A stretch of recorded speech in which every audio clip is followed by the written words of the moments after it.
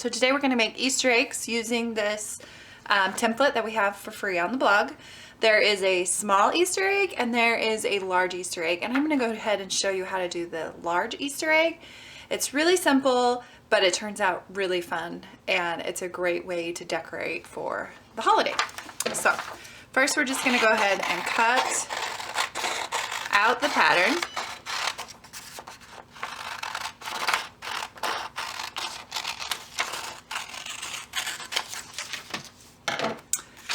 And I have two different fabrics here. You could combine the two and have alternating patterns. You could do one of them. It's totally up to you what you want to do. So I'm just going to line up my fabric here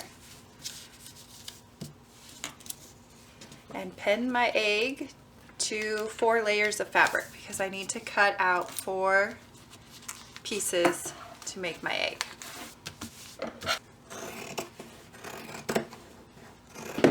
All right, I've got my 4 pieces cut out. I'm going to remove my pattern, and I'm just going to check on them one more time. Just make sure each layer is nice and pressed, and they look pretty good.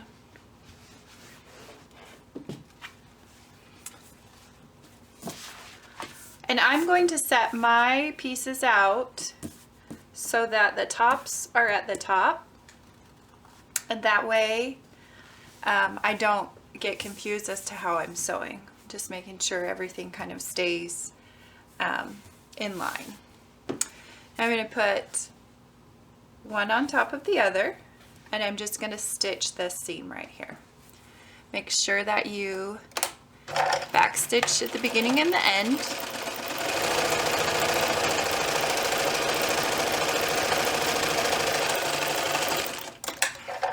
This is a 1/4 inch seam allowance. It's just a real tiny one. And I'll press again. So that's kind of what it's going to look like. Okay. I'm going to repeat with these other 2 pieces. Same thing. So now I have 2. I'm going to open up this one. Open up this one and match the tops.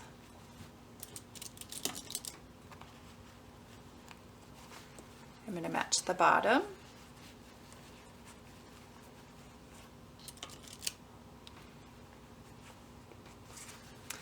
I'm going to match along the sides. And one of the sides I'm going to leave an opening so that I'm able to stuff my egg. So that's why I'm putting double pins. This helps me know I start here and end here.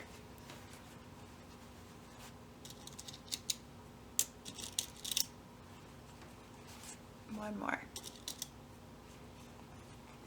Okay, so it's going to kind of look like this. It's a little funny, but I'll start here, sew all the way around, and end here. When I get to my corner, or my top and my bottom, I'm going to put my needle down and turn so I kind of have a pointed edge at the top.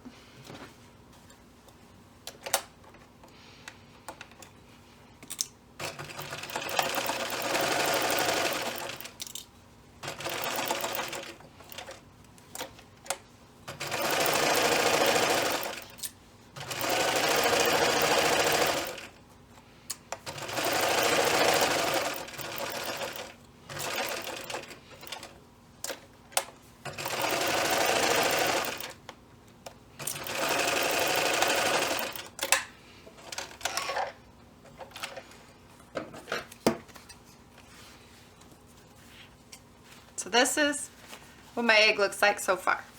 Now I'm going to go ahead and take my scissors and I'm going to clip along these curves into the thread but not through it. That's going to make it so that it has kind of keeps that egg shape, those curves on the egg.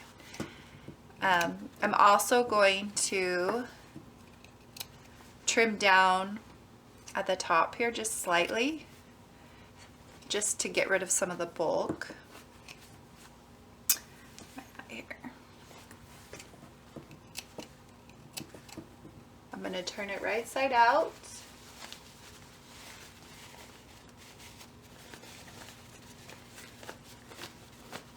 Just use my finger to kind of push those seams out real nice.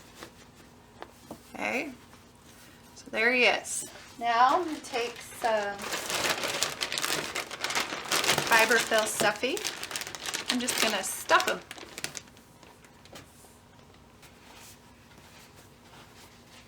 And just make sure as you're stuffing them that you really kind of move the stuffing around to get that good shape of the egg. Don't want it to be too round, but you definitely want it to have the egg shape. Okay, so now we're going to close off our egg. And to do this, we're going to hand sew because that's going to make it look the nicest, give it the nicest finish. So what I do is I fold the fabric, that raw edge, back inside of my egg. And I'm just going to kind of pin those two layers so that they're together. I threaded my needle. I'm going to go up through and I'm going to do a slip stitch. This is kind of my preferred stitch whenever I'm hand sewing because it's hidden. So this is how I finish most of my pillows and you know, casings that I have to hand sew, even some of my hems like on skirts.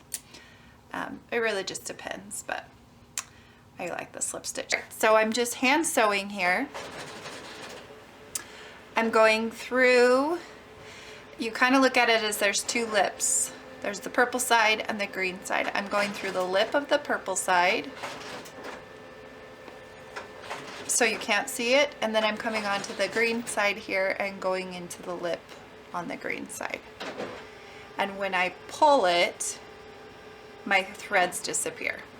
Okay, so that's what a slip stitch is. And then at the end I just tie it off in a knot, trim, and there's my egg.